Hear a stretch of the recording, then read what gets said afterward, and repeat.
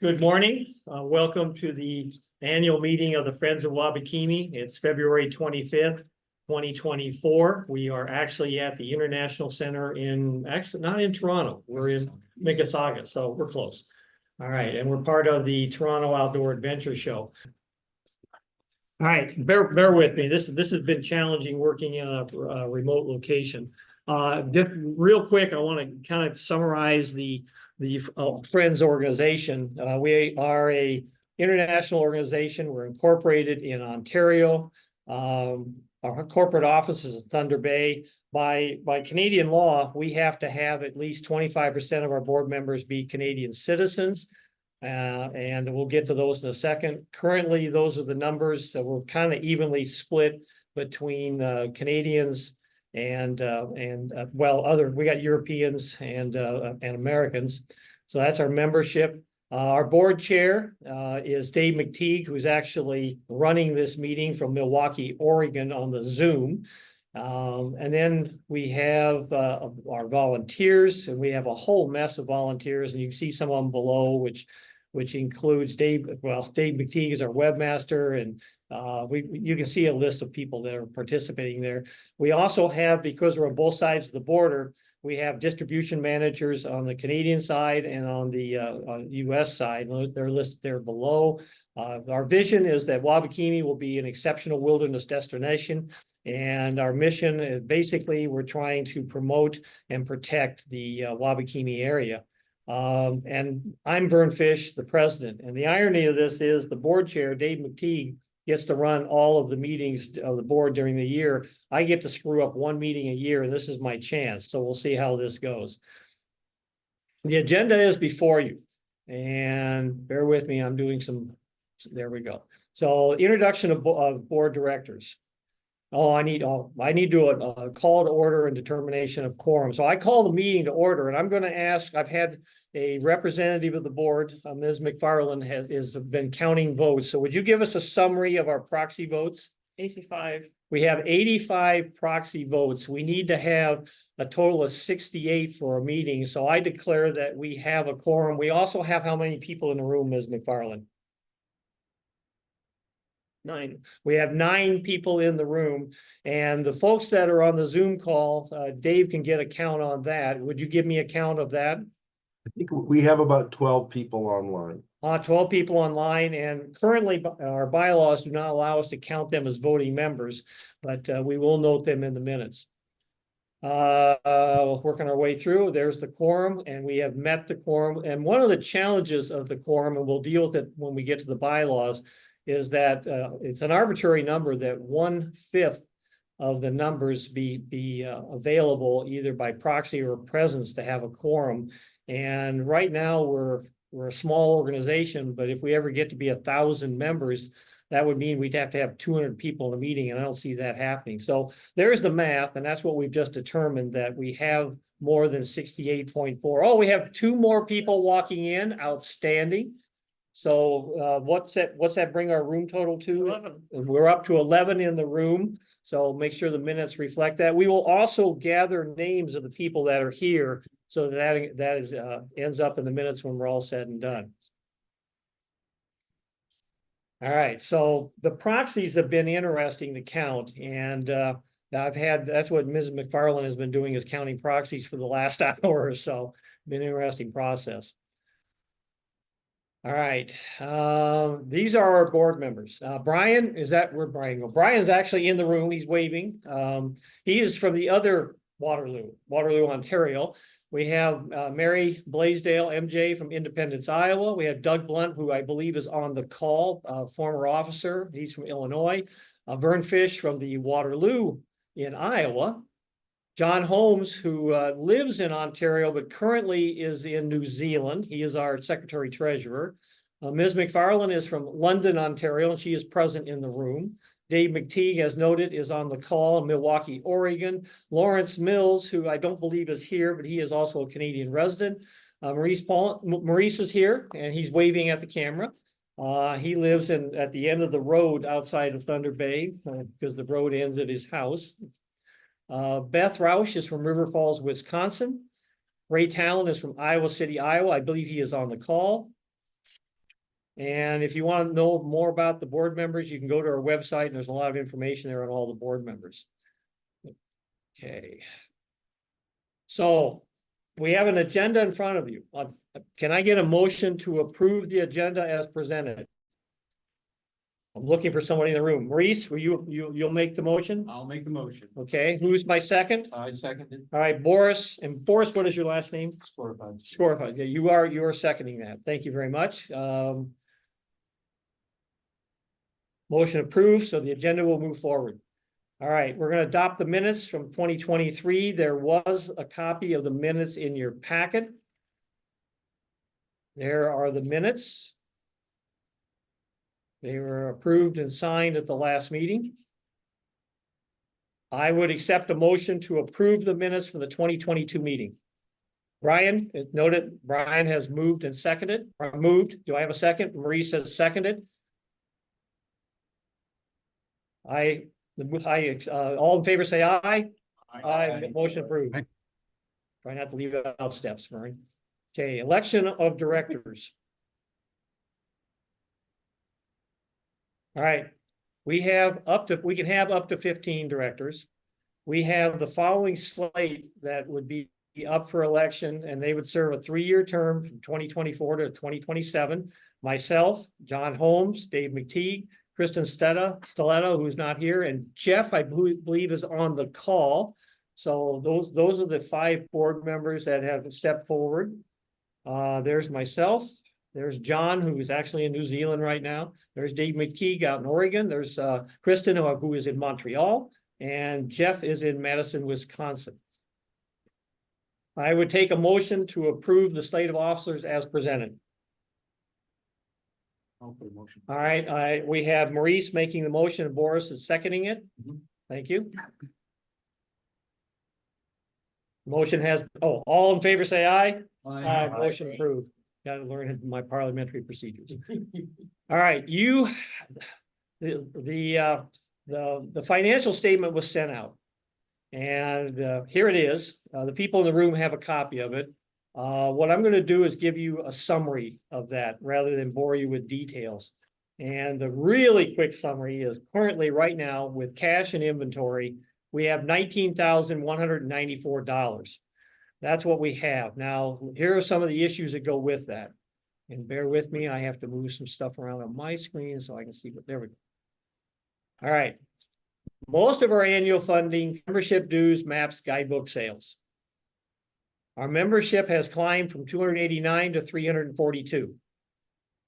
Our net income of 19,194 includes our inventory of maps, books, and is down about $14,000 from last year.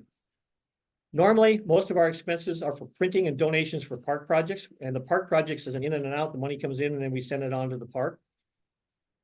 We have raised in 2022 $5,000 for bird song meters for the park staff, but the money wasn't transferred till 2023. So you got a disconnect from when the money came in and when the money went out.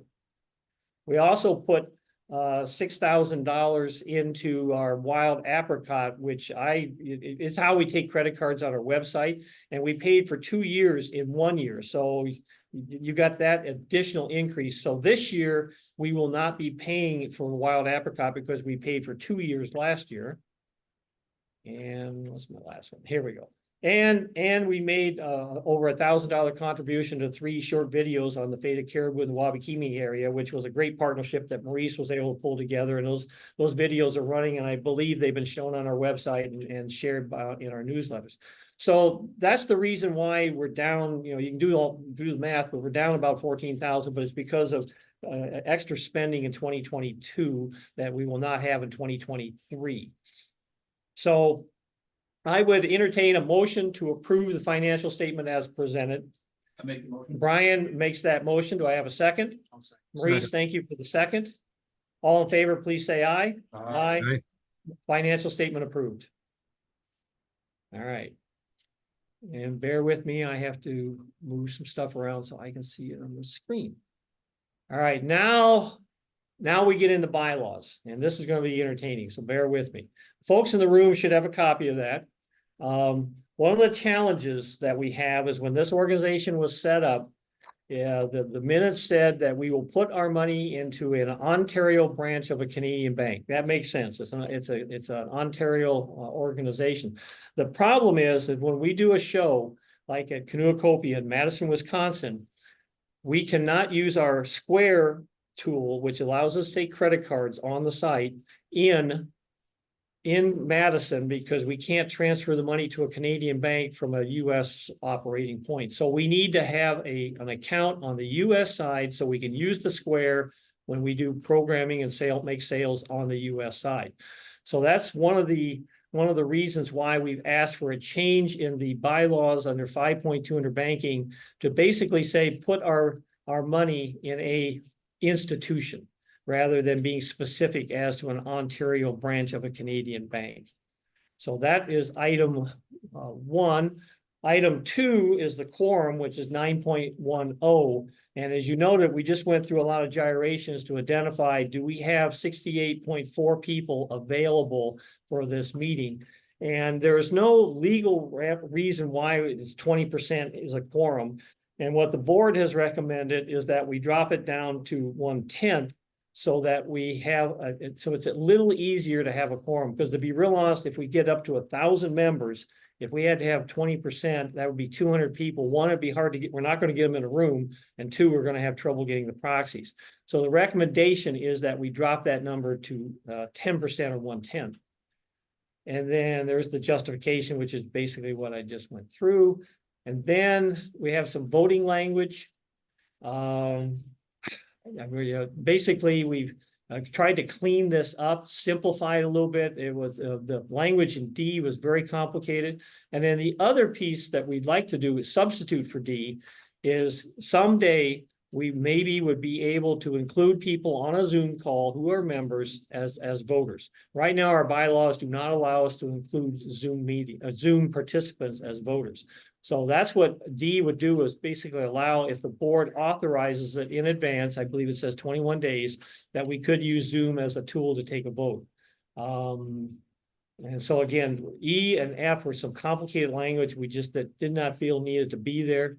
So the board has approved all of these changes on February 16th and brought them to you for your ratification. I would entertain a motion to approve the minutes as presented. I have Bruce Heyer has moved, or you have a question, Bruce, go. I move that the changes to the bylaws as outlined in the January 28th memo be adopted.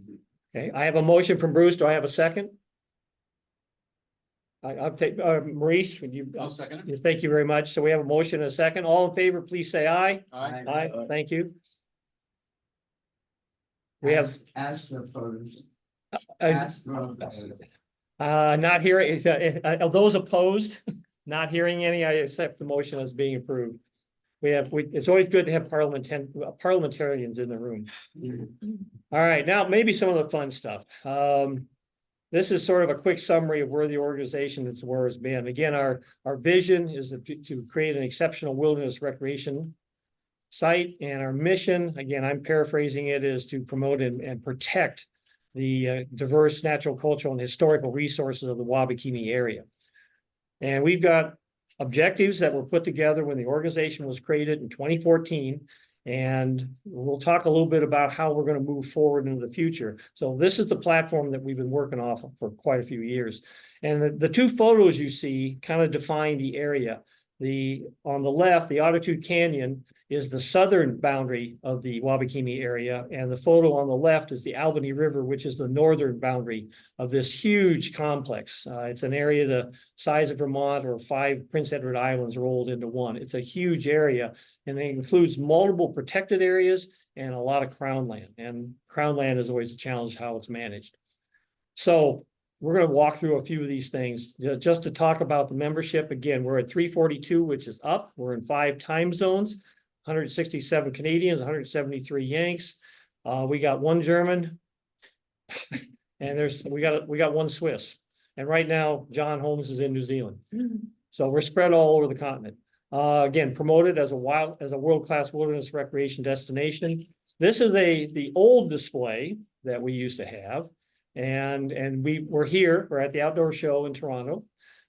We've also will be, and these are photos from last year. We're also going to be at Canoecopia in Madison, Wisconsin in 2 weeks. And this is our new display. And so we put a little time and energy into using this as a promotional tools. And one of the other things is we've been able to partner with Bruce Heyer and he's on one end of the display and we're at the other end. So we got 2 groups of people helping promote the product. Print, electronic, literature, maps, and other materials to help visitors safely plan and execute trips. We have put together a planning map, which we've updated. We work with GoTrekker, who works out of Saskatchewan, and he's been an excellent vendor for us. He does a very good job.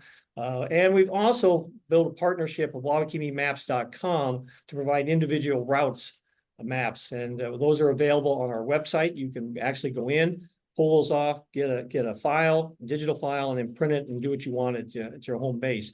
We've been working with Lawrence Mills. He's our official cartographer, and a big thank you out to Lawrence. He's also on the board. But one of the beauties of the route maps is if you see a problem or an issue, all you have to do is send it in, get it to Lawrence. He can make the correction, and we can get it posted. And so we can keep the maps pretty current, particularly with people out there seeing a need where the needs are for corrections. Advocate for the protection of this diverse area and raise funds. We raised over $9,000 to buy 6 song meters for the park naturalists to use to document birds in the park. And again, you already saw that we raised the money in 22 and spent the money in 23. And these are used by Shannon Wells to assist in wildlife management. And there's Shannon, a good working partnership with her. Interpretive signage, eventually there will be a sign in Armstrong, and this is sort of what it looks like, that we raise money for, so that when you're in Armstrong, there's actually something there that tells you about the park. I'm going to jump into some of the other things that have happened in the park. Last summer, there were big fires all over the north. No matter where you were, even if you're in Iowa, you saw smoke from the Canadian fires. But this is the west edge of the park. It's actually west of Wabakimi Lake and Whitewater Lake. That helps put it on the map for you, showing some of the fires along the Flint River. And this was SLK 33. Some of you are familiar with that. This was a big fire. And the impact was 10% of the park, and it's going to take more staff time to go in there and clean up, particularly the Flint River route. And so one of the things that we've done is raise money to add another 36 days of ranger work to assist on that project. So some of the money we raised will go towards helping maintain that route along the Flint River. We've also raised some of that money will go to hiring an otter to haul out a fairly large debris pile on the Shabasquaya Lake in the north part of the park. So this is our ongoing contribution and partnership with the park, and we've got a pretty good partnership with the park at this point. So we've exceeded those numbers, and we're pretty happy with where we're at on that. Advocate. This is a little bit ancient history, and Maurice and I are really been involved in this. Maurice is carrying the torch right now, but the forest that is north and in and around Armstrong is a management unit. We were very concerned about the management plan. We actually submitted a request for issue resolution. And our big concern, and we had highlighted these areas are highly sensitive, contain important values, and we feel that they're threatened by all weather roads and summer harvesting. And so we had issues with that. And what we ended up is we actually got to go to Thunder Bay and present our side of the issue in an issue resolution. And that was arranged for December 6th of 2022. Maurice and I and Bruce were there. And the decision we got back is basically they were not going to require any changes. So we've been at the table. We submitted our concerns. Maurice is still on the planning committee and still bird dogging the committee going forward. And go for it, Maurice. I got my 3 years of fun. At least you get to drive to Armstrong. I didn't have to do that. So. Anyway, so we're still working on that, and there's still issues to be resolved. But another thing that's come up is, particularly for Canadians, you're aware of the concerns about caribou. And there's now monies available And there's an interest in finding out more about caribou and figuring out how to protect them and maintain them. And so we're launching our project that in 2024, a Woodland Caribou Survey Project. And basically what we're going to do is we're going to be trying to equip community scientists, volunteers, to go out into the field and collect data on caribou. And what that involves is looking for tracks, pellet groups, calving areas, discarded antlers. And the hope is that this information will be useful in helping professionals make decisions about the future of caribou. So we want to help gather information so we have real-time data, and so we can share that. It's a 3-year program. We've applied for a couple grants. We're waiting to hear where we're at in that. We're pretty confident we're going to go forward with the project. Ms. McFarland, who's sitting to my right, is on the committee. You're part of the scientific advisory board. She has a PhD, and so she can talk about all those details.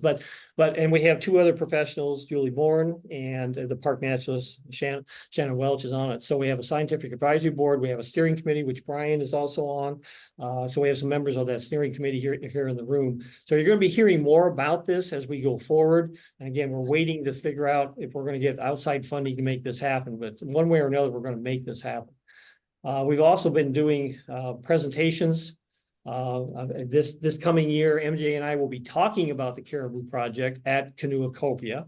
And I will also be doing a program on the fire in the forest. And basically what I want to do is explain how that works, but also the role we're playing in helping the park maintain the routes after the fire, particularly on the Flint River. So we'll have 2 presentations at Canoacopia, which is in 2 weeks.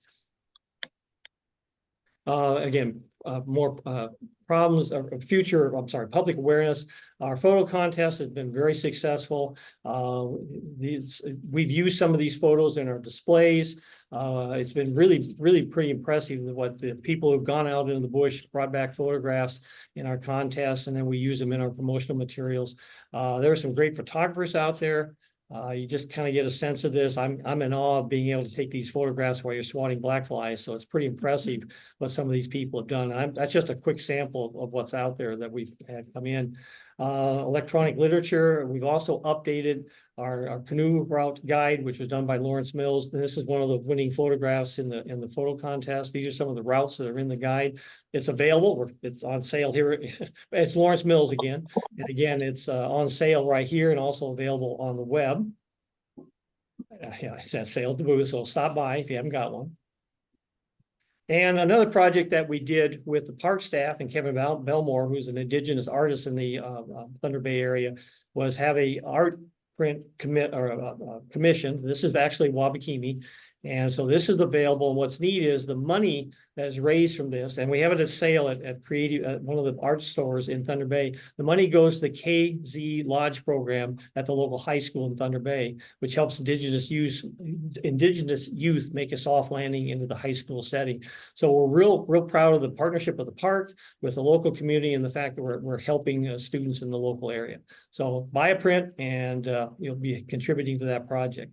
Raising money, already talked about that, but we've got business partners that are listed here. Bruce is one. Thank you, Bruce, very much. And one of the roles is he's sharing the booth with us. It was kind of interesting. We actually had the vendor next door to us here at the show is now joined us as a business sponsor. So just being in the room sometimes can raise some money. So we really appreciate all the sponsors that are out there, and some of these folks have been very valuable in moving our mission forward. So thank you, and particularly you, Bruce, since you're here. Thank you very much. Oh, I'm sorry, Michaela. Yes, Michaela. Michaela, can you tell us what you do, Michaela? I'm sorry, I was focusing on this, but Michaela, you're one of our newest members, and what do you do, Michaela? I run an online website that helps people plan both canoeing and backpacking trips, primarily in Ontario, but also in other parts of Canada. And I've been doing a bit of a push right now to get more reports from Wabakimi published to sort of help people move away from the classic, everyone goes to Algonquin and Killarney, but to help people discover other regions in Ontario that are worth exploring. I'm so happy to support. Great. So Dave McTee will, if he will promote the heck out of that. You'll see all kinds of stuff come across on the website and our newsletter. But Michaela's in the room, and you're one of our business partners too. So thank you very much, Michaela. And Dave just gave us a big thumbs up. All right. Yeah. All right, I will throw another thing that we've started and haven't really gone very far with it, but we've created a quasi endowment fund. That the board has created a separate account. The idea as money comes in, it will draw interest, but we have the ability to spend both the principal and the interest, but it's a long view of we need to have money down the road to keep this vision going forward. So if you're looking to make a planned gift, we've got a place to put it if and when it comes in, and we haven't done that yet, but the account is available for that purpose. All right, the other thing, and I don't have a whole lot of information on it, and I have two of the committee members are in the room, Maurice and Brian. We're going to do a board retreat September 6th through 9 in Thunder Bay. And basically, this organization has been around since 2014, and it's time to step back, have some consultants help us work through the process and figure out where we're going to be in the next 10 years. And so there's going to be more information coming out. Maurice, do you want to provide any more thoughts or insight into that, or is that enough information at this point? That essentially is enough, but it's, our board of directors has never met in person. And we want to frame the future of Friends of Wabakimi, and I believe personally it's the best thing that we can actually do is, as you said, we're working with a consultant. And we're also going to be looking at improving our relationships with our indigenous communities. So we're going to be doing a full day of truth and reconciliation work. And we have Cheyenne Hovolka, who's going to be facilitating that. And if anybody's familiar with her background, you'll know that we made a good decision in selecting her. So I think it's one of the better things that we can do as a board is spend the weekend and shape the future of this organization. Yep, and we're going to be at the Best Western Plus Northwestern Hotel. It's a long name. That's the contact information. We welcome other folks to come in and join us, but if you're going to show up, be there for the whole time frame and roll up your sleeves because it's going to be an intense weekend.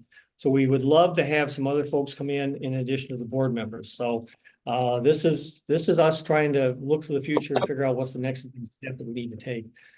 We've reached that point in the program where, as the president, I get to make a recommendation, and I'm going to identify and recognize somebody for the work that they've done. We created an award in 2020 to recognize individuals who have contributed time and energy to future the vision and mission of the Friends of Wabakimi. This award recognizes and honors Uncle Phil, who created the original Wabakimi Project and then morphed it into the Friends of Wabakimi. And because he actually started the Wabakimi Project in 2004, and he created the Friends in 2014. So these are the award winners from the first year, 2020. Those are the 4 original incorporators that actually in 2014 signed off on creating the Friends of Wabakimi.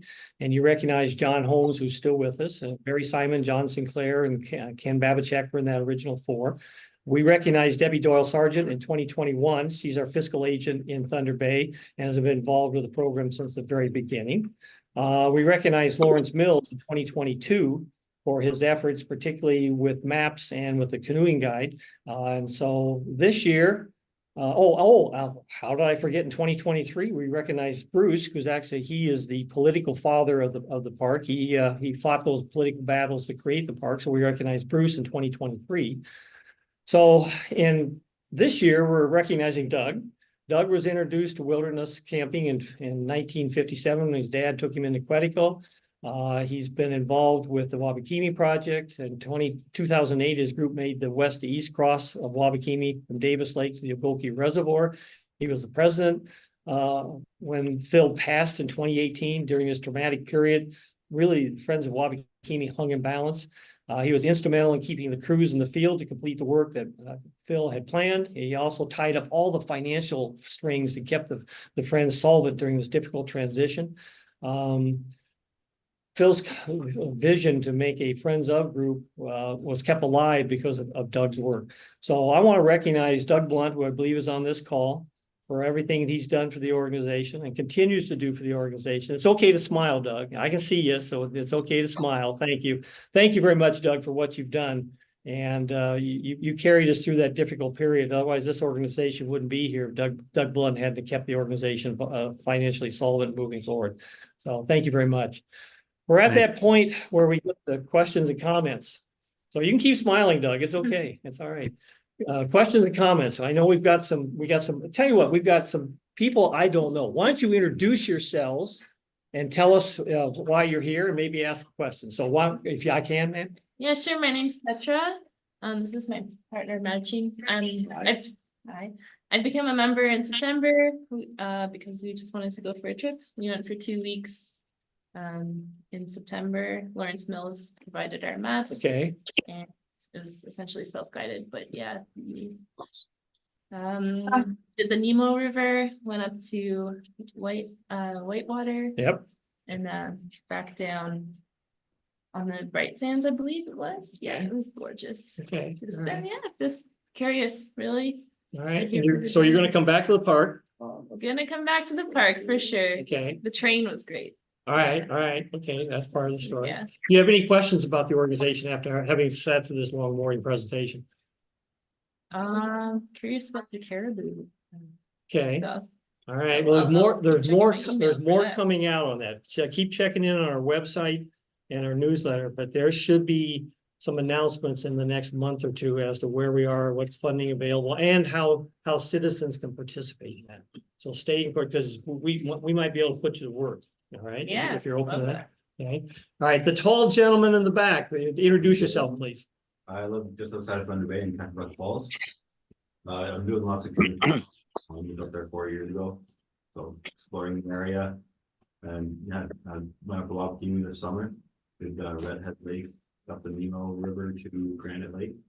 And yeah, we'd like to get more into it for sure. All right. All right. Well, we got plans for you. We'll put you to work. You want, particularly with you right in Thunder Bay. So hey, Dave, do we have any chat comments? Is there anything on there that I can't see that you could bring into the discussion? Hit mute, Dave. Take the mute off, Dave. Not yet. Okay. Any other comments from the room? Questions? Board members, you have anything you want to add? Maurice? Yeah, I'd just like to put out that as your vice president, I also lead the conservation committee. And I'm looking for members to join the conservation committee. So if anybody would like to join, please email me or send in your comments, or just let me know that you'd like to help. There's a variety of roles that anybody can fulfill. Dave, do you have anything you want to add as the chair? We'll be at Cornucopia in 2 weeks. We're looking for people who want to be active and board members, and we'd really like to get a few more Canadians to join our board. Well, we got a couple in the room here, Dave. We're trying. Bruce. I always want to give Bruce the final word. You got anything else you want to add, Bruce? No. Okay. All right. If I don't hear any more comments, do I have a motion to adjourn? Motion to adjourn. Boris moves, Maurice seconds. All in favor, say aye. Opposed, same sign. Hearing none, motion is approved. We are adjourned. Thank you very much for your patience. And we can stop recording, Dave.